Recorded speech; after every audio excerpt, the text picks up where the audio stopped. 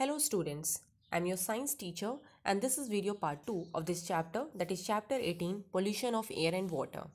So in the previous video part we have already discussed about air pollution, what pollutes air and effects of air pollution and how to control air pollution, right? So in this video part students, firstly we'll talk about water pollution.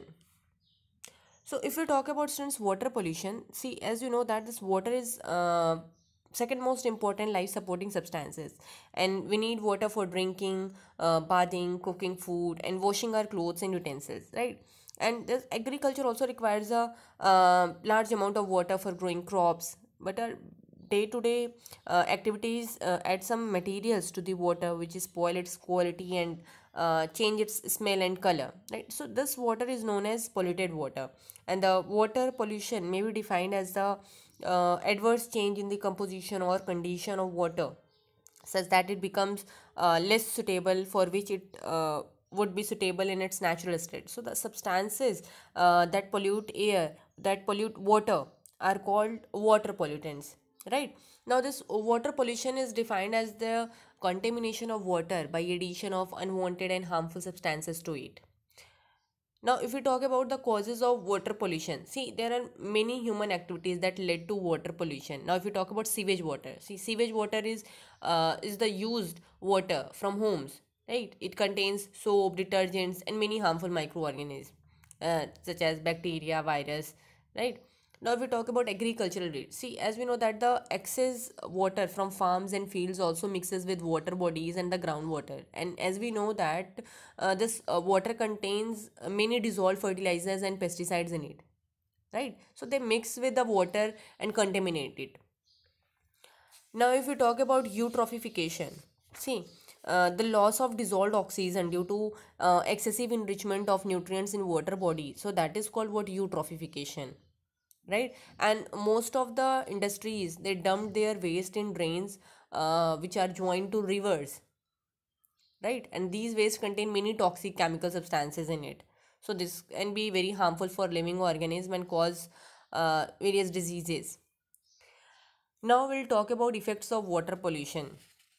See students, if we talk about talk about the effects of water pollution, then this water pollution affects both animals and plants and leads to adverse impact on aquatic ecosystem, right? Now if we talk about this, see, this water contaminated with sewage can cause waterborne diseases like jaundice, cholera, dysentery, etc. in humans, right? And this water contaminated with toxic chemicals can cause allergies and skin diseases, right? So these can also affect the functioning of our body organs.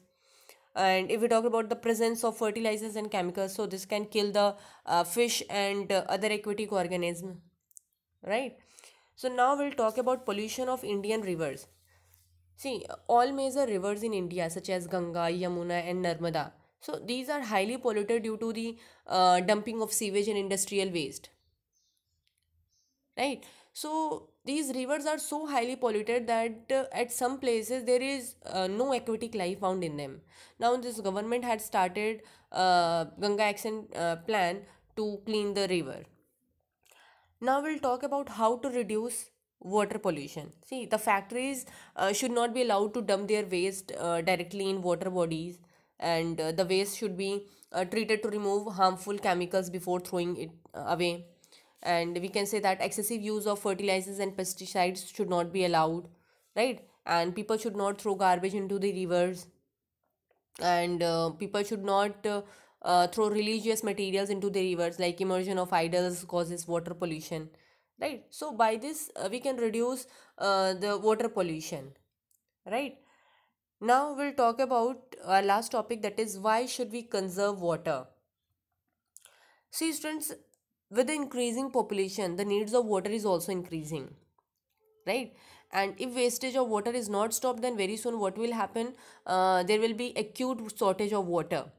So students, we must save a lot of water, right? Now what we can do, like if you see any tap running unnecessary, then turn it off, right? Change the leaking taps, and use the water from washing vegetables and pulses to water the plants, right? and do not let the tap run when washing your hands or brushing your teeth, right? So by this students we can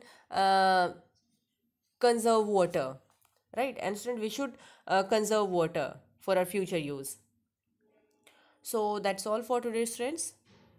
Your chapter is complete now. I hope you all have understood. Thank you.